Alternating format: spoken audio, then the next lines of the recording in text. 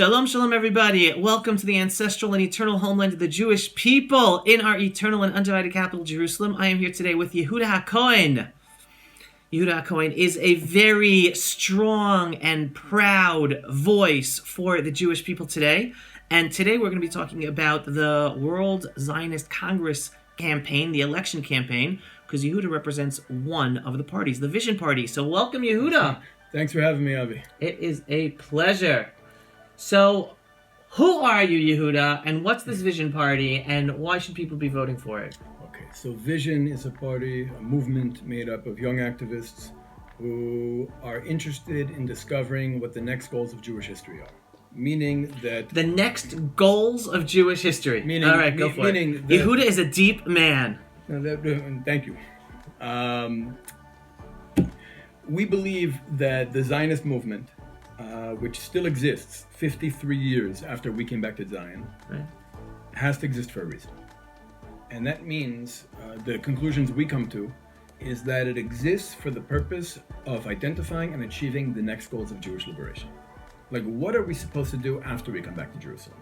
And that we haven't had a conversation about. Meaning everyone looks at, or many people look at the fact we liberated our homeland. We're back sovereign in our homeland. Mm-hmm. We liberated Jerusalem. We liberated Judea and Samaria, even though we're not totally sovereign. But what's the next step? It's not enough just that we liberated.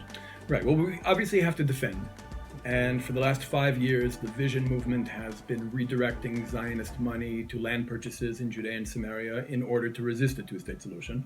So that's important, just defense. But we're interested in offense. We're interested in also figuring out what the next goals of Jewish history are and how we can use the resources of the Zionist movement and the conditions created by Zionism's successes in order to move forward, in order to go past our previous achievements.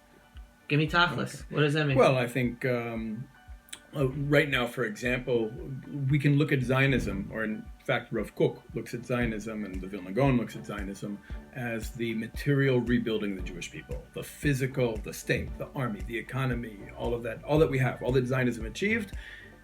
But what's the content? What are the values? What's the culture that animates that body? Like, what are we filling that body with? What does a Jewish economy look like? What do minority rights look like in a Jewish society? Do we sell weapons to human rights violators or not? Shemitah. Is Shemitah just going to be about what vegetables you buy in the seventh year, or will it have socioeconomic ramifications? Interesting. We have to really ask what Hebrew civilization looks like. What are the values? What is the identity that should be expressed in the policies and institutions of our state? And not just to be a copy of, some European country with some Jewish decorations, but actually a deep Jewish state. And how do we use, meaning if there's still a Zionist movement post-Six-Day War, post the return to Zion, how do we use the Zionist movement in order to advance Geula?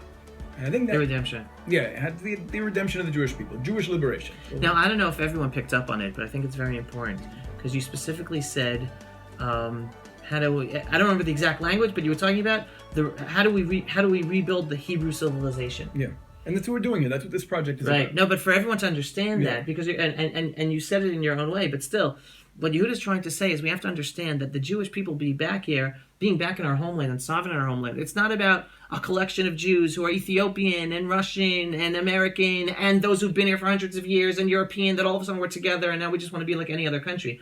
No, we have our unique identity as the Jewish people, mm-hmm, which you just referred to as the Hebraic people. Well, I'm a Kohen. I'm not really from the tribe of Judah, so I feel more comfortable with the term Hebrew. It's more inclusive.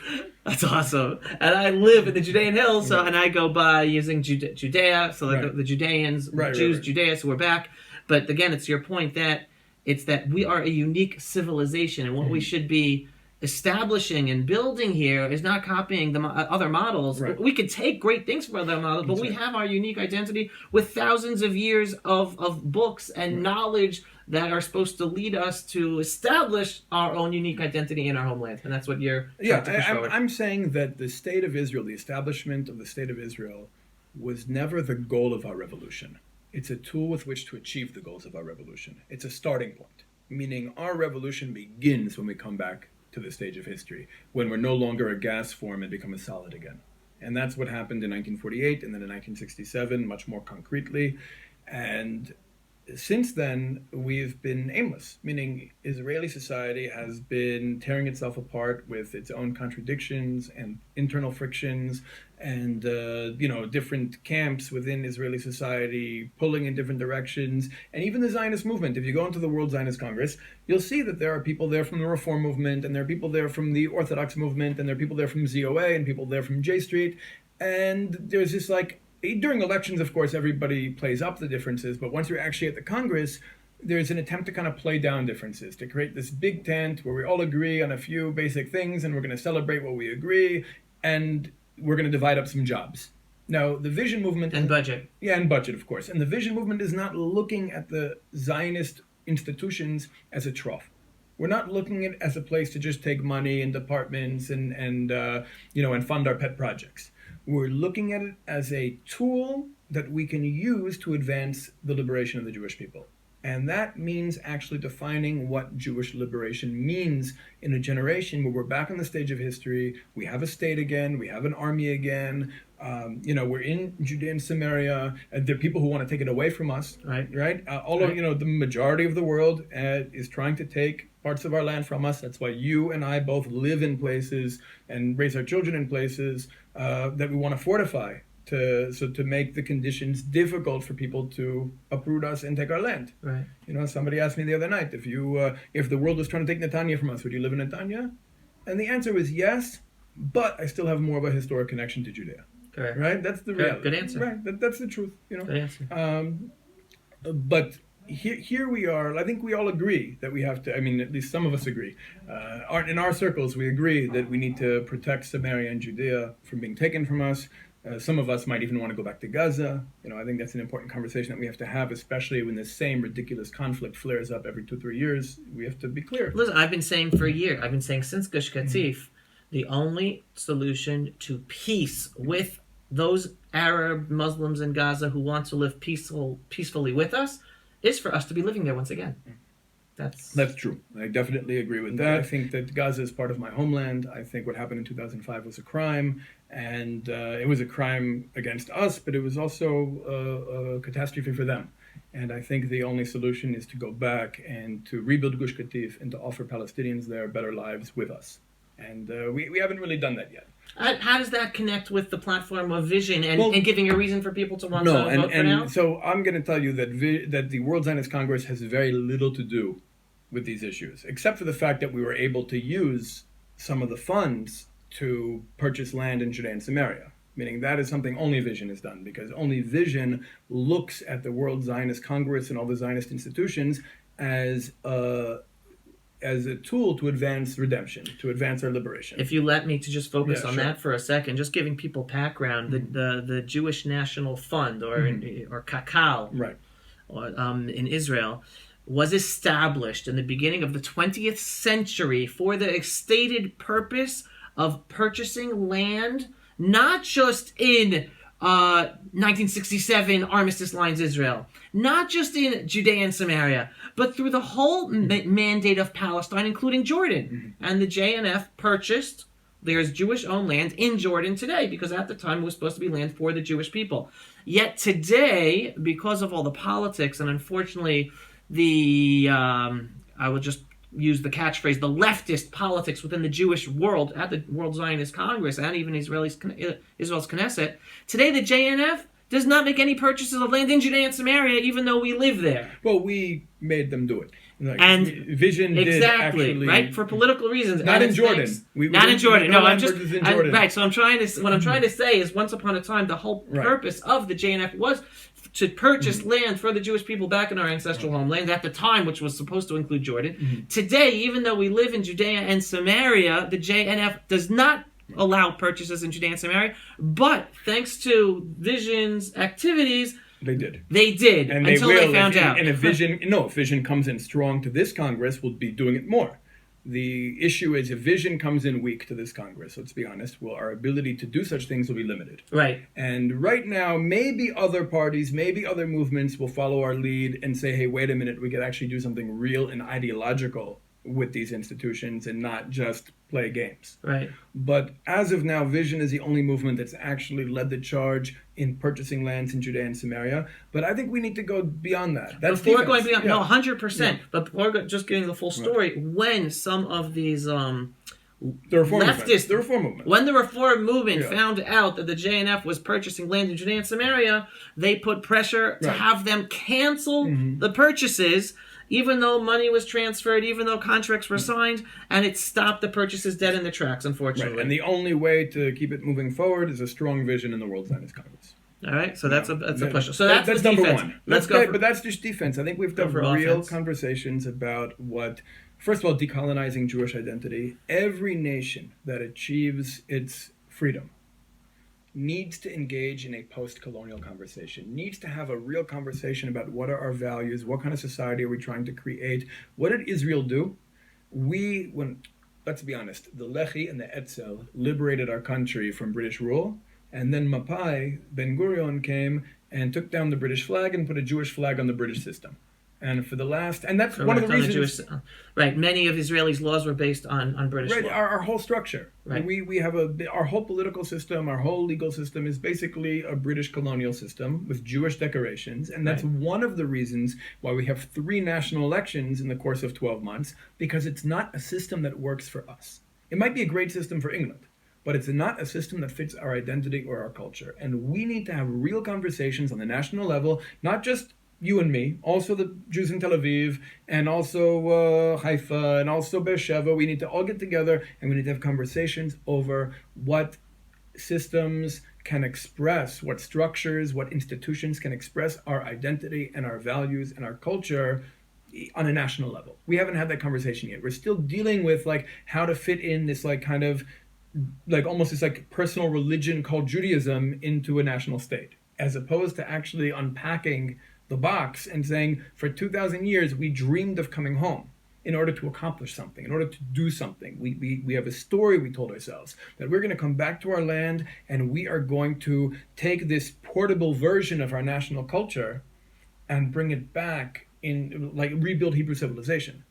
And that needs to influence our discussions over economic issues. What makes an economy Jewish? What makes a healthcare system Jewish? What makes a banking system Jewish? I'm not talking about forcing people to keep halakha. We're not having conversations about coercion. We're talking about how the national institutions should be expressing our people's identity. Now that's the national conversation we need to have. That's the post-colonial conversation, and that's something that we want to push all of the parties at the World Zionist Congress to engage in. And I don't care if you agree with me or disagree with me. You don't have to accept my conclusions, but you have to go through the process of having this conversation.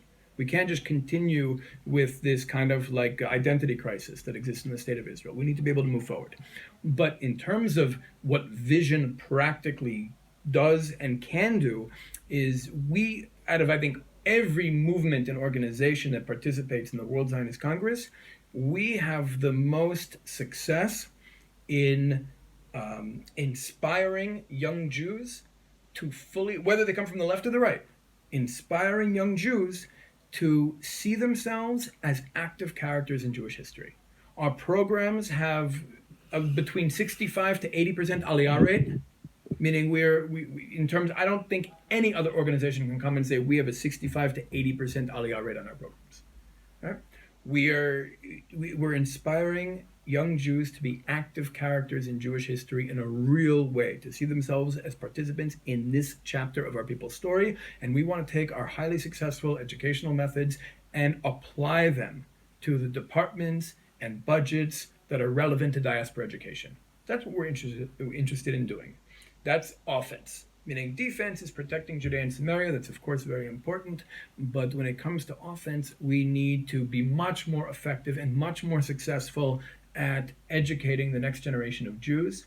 Many organizations have tried, spent billions of dollars, and failed to inspire the young generation to see themselves as active participants in a Jewish liberation struggle. We figured it out. We spent years figuring out an educational approach that actually works and actually speaks to young people, whether they come from the left or the right.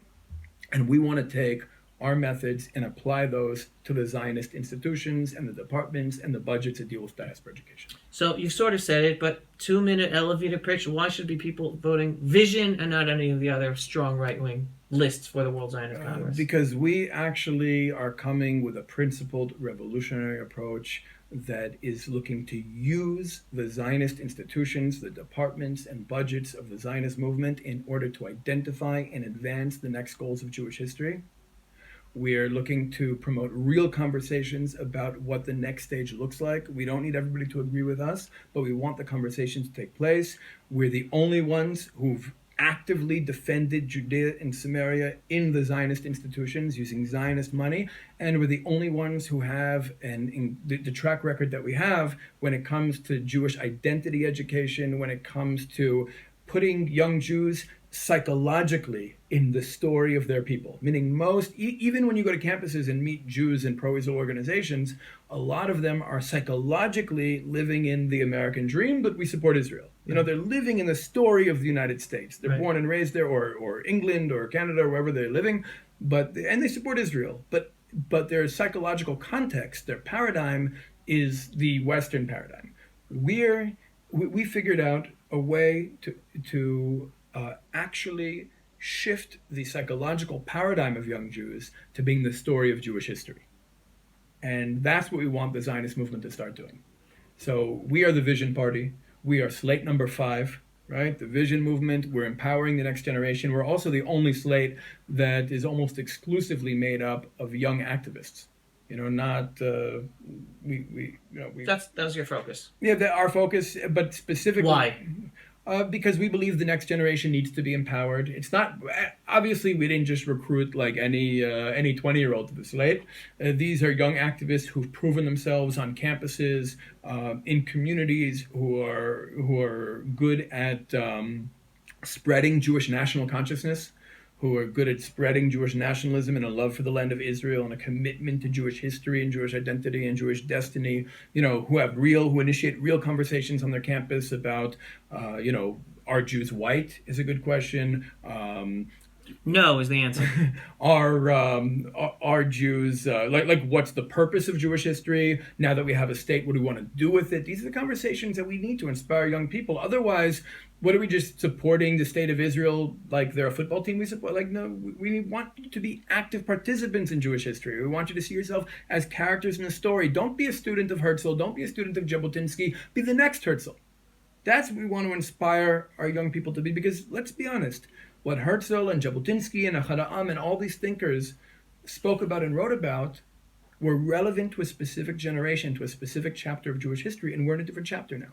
And we need our new thought leaders. We need our new revolutionaries to come and lead the way. And those are the type of young people we recruited to the Vision Slate. Those are the type of people we have leading our slate. And those are the type of people we want to bring into the World Zionist Congress as delegates to spread new conversations and fight for the advancement of Jewish liberation to the next stage.